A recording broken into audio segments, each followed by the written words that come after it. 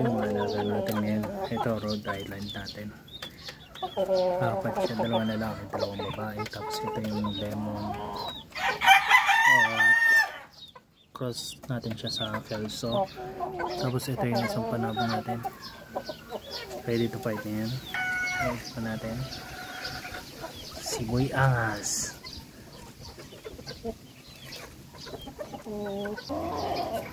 Yung katsawa natin dalawa. Bali apat yung magkakapatid. Ayan, dalawa nakalalaya. Asyan. Ayan, natanabang natin. Tapos ito yung isa natin inahin.